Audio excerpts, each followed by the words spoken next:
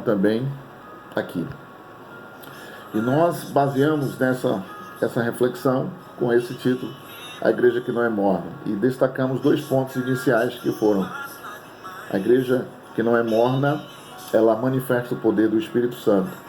A igreja que não é morna, ela manifesta o poder ou a ação da oração. É a igreja que ora. Hoje eu quero falar um pouco sobre o poder do perdão.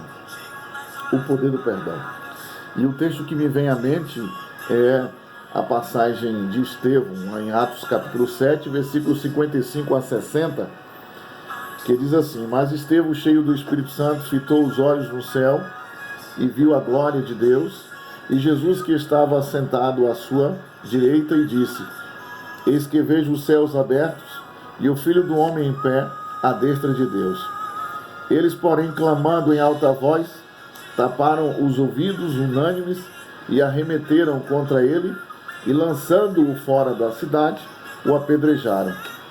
As testemunhas deixaram suas vestes aos pés de um jovem chamado Saulo, e apedrejavam Estevão, que invocava e dizia: Senhor Jesus, recebe o meu espírito. Então, ajoelhando-se, clamou em alta voz: Senhor, não lhes imputes este pecado. E com essas palavras ele adormeceu. Amados do Senhor Jesus,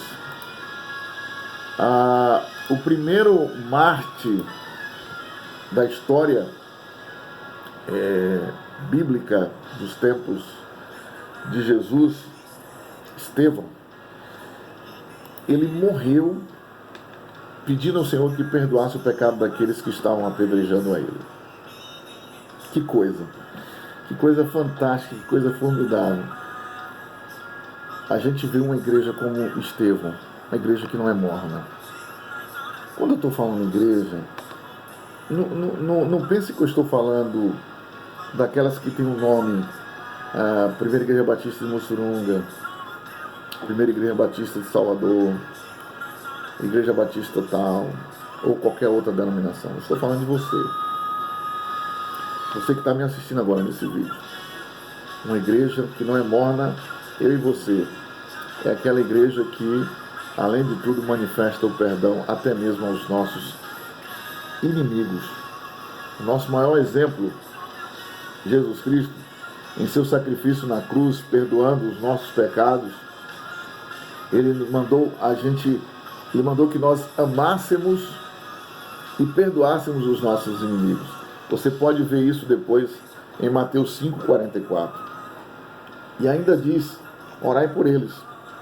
Mateus 6,12. Quando o povo de Deus começar a manifestar o perdão de Jesus, este mundo será abalado, pela igreja que não é morna. Queridos, nós precisamos exercer isso. Eu também quero destacar, para a gente ganhar tempo e poder não ficar muito comprido, o poder da conversão. Atos 9, 3 a 6, diz assim: seguindo ele estrada fora, ao aproximar-se de Damasco, subitamente uma luz do céu brilhou ao seu redor, e caindo por terra ouviu uma voz que lhe dizia: Saulo, Saulo, por que me persegues? E ele perguntou: quem és? Tu, Senhor. E a resposta foi: eu sou Jesus, a quem tu persegues. Mas levanta-te e entra na cidade, onde te dirão o que convém fazer. Você lembra do martírio de Estevão? As roupas dele foi colocada aos pés do então Saulo, que é esse mesmo que agora está se convertendo. E você lembra o que Estevão fez naquele dia? Senhor, perdoa-lhes porque eles não sabem o que fazem. Não impute sobre eles este pecado. Quer dizer, ele orou e já orava por Paulo. Até que Paulo então vai ter um encontro pessoal com Jesus Cristo. A mudança na vida das pessoas era uma marca dessa igreja, uma marca da igreja primitiva, que abalou aquela sociedade do seu tempo, que de alguma maneira, como diz o texto, ela incomodou. E nós não podemos ser diferentes, nós precisamos incomodar.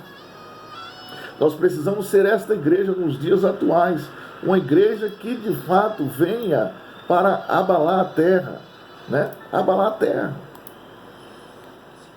concedendo perdão, para que vidas também venham se converter dos seus pecados e serem salvos. Amados, depois Saulo teve um encontro com Jesus que o transformou para sempre. De perseguidor, agora passou a ser perseguido. E sua vida, a vida do novo Paulo, que antes era Saulo, a vida dele agora era uma prova do poder da transformação do Evangelho.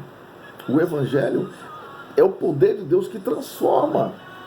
A igreja, ela precisa anunciar o Evangelho que transforma vidas. Que transforma vidas. Não é simplesmente convidar para uma religião, não é simplesmente convidar para um sistema religioso. Não. Mas uma igreja que transforma a vida. Essa é a igreja que não é morna, queridos. Pense nisso. Essa é a igreja que não vai ser vomitada, como está lá em Apocalipse.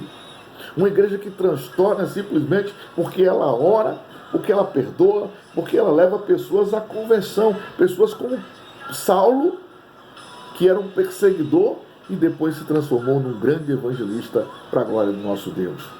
Nós precisamos seguir este exemplo. E por último, eu quero destacar a igreja da adoração. A igreja que adora. Atos capítulo 16, versículo 25 e 26. Olha o que diz o texto. Por volta da meia-noite, Paulo e Silas oravam e cantavam louvores a Deus. E os demais companheiros de prisão escutavam. De repente sobreveio tamanho terremoto que sacudiu os alicerces da prisão. Abriram-se todas as portas e soltaram-se as cadeias de todos. Queridos, Paulo e Silas estavam presos e começaram a adorar a Deus. Nós não estamos presos, mas estamos vivendo um momento de isolamento social e precisamos estar em nossos lares e nos abdicamos de uma série de coisas. Eu já vou para mais de 15 dias que não visito minha mãe, certo? Mantenho contato com ela somente por telefone. Isso, de alguma maneira, a gente está isolado, né? Afastado. Mas Paulo estava preso, literalmente, Paulo e Silas. E diz o texto que eles cantavam, diz o texto que eles adoravam. Igreja, adore na sua casa, cante. Não fique na internet o tempo todo, não. Cante, louve, adore, exalte. Não fique espalhando boatos, não fique espalhando fake news, não fique aí mandando mensagem pró ou pró ou contra, sabe? Não fique aí com essas coisas, não. Adore ao Senhor, cante louvores ao Senhor, dobre seus joelhos, vamos juntos interceder para que esse momento difícil venha passar, não só na nossa nação, como no mundo todo, e que eles venham compreender que com o nome de Deus não se brinca. Não se brinca. O nome de Deus é forte.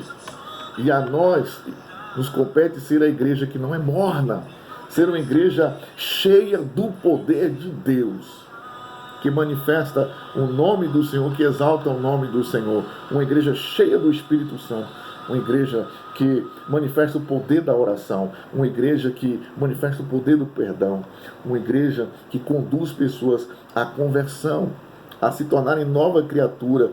E então uma igreja que celebra com louvores e adoração ao Rei dos Reis e Senhor dos Senhores. Eu concluo dizendo o seguinte: esse mundo será abalado pelo poder da igreja que adora o Deus de verdade, a igreja que não é morna, a igreja que vivencia o nome de Cristo em todos os tempos, inclusive perdoando os seus inimigos. Nós vamos passar por essa prova dando glória a Deus, exaltando o nome dele, porque ele é bendito. Hebreus capítulo 12, versículo 26 a 29, aqui eu encerro. Aquele cuja voz abalou então a terra, agora, porém, ele promete dizendo: ainda uma vez por todas farei abalar não só a terra, mas também o céu. Ora, esta palavra, ainda uma vez por todas, significa a remoção dessas coisas abaladas, como tinham sido feitas, para que as coisas que não são abaladas permaneçam. Por isso, recebendo nós um reino inabalável, retenhamos a graça, pela qual sirvamos a Deus de modo agradável, com reverência e santo temor. Adore, reverencie esse Deus. O nome dele é o nome onde todo joelho se dobrará e toda língua confessará. Um abraço do seu pastor e amigo Márcio Miranda. Lembre-se disso, nós somos a igreja que não é morna. Um abraço fraternal em Cristo Jesus.